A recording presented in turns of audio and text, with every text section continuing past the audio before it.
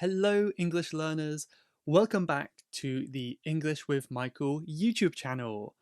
Thank you for being here. I've got a little pronunciation video planned for you today. Now, I don't usually do many pronunciation videos, but I've had a lot of requests for them recently. So today I'm going to cover weak forms, or the schwa sound, the schwa. Now, some of you may know about the schwa already. And the schwa is basically a sound where you don't really make any changes to your mouth position. You just kind of make a sound, and it sounds like this. Uh, uh.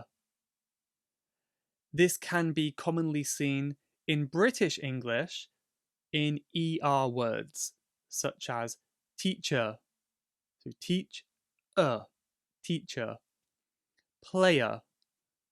So if you want to sound more British and not American, of course you can sound American, there's nothing wrong with that. But if you do prefer the British accent, which I know a lot of you do watching my channel, then this is a good tip. So teacher, player, doctor. Prepositions are also rarely stressed in a sentence. And because of that, they're called weak forms. So we often use the schwa to pronounce a preposition. Sometimes they can be very difficult to hear. So when we pronounce this word alone, we'd say to. But if you say go to the park, it sounds way too robotic, way too formal. So we usually say go to the park. Go to the park. Go to the park.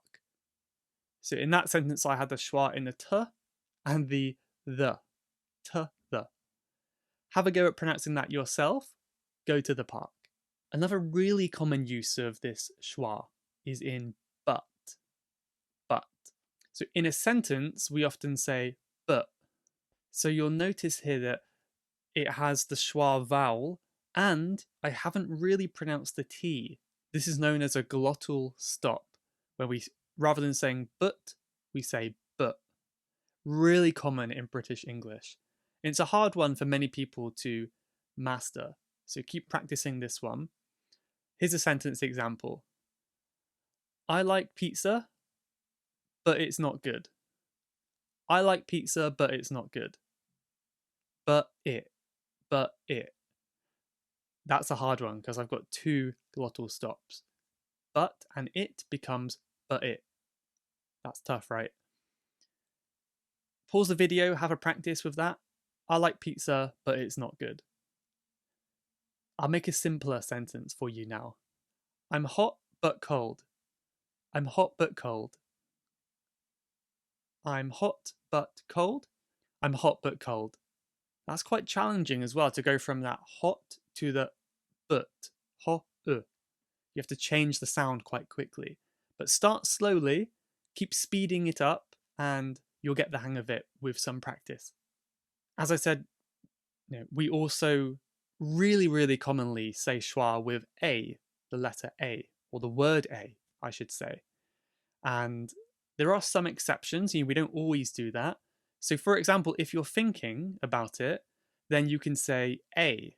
So I would say, do you want a cup of tea? Something like that. Normally, if you know what you're going to say, we would just say, do you want a cup of tea? Do you want a cup of tea? There's a lot to talk about in this sentence, in this question. Do is quite standard. Do you? I didn't say want. I said, do you want? Do you want a cup of tea? Do you want a? So the T is not really pronounced. It's that glottal stop again.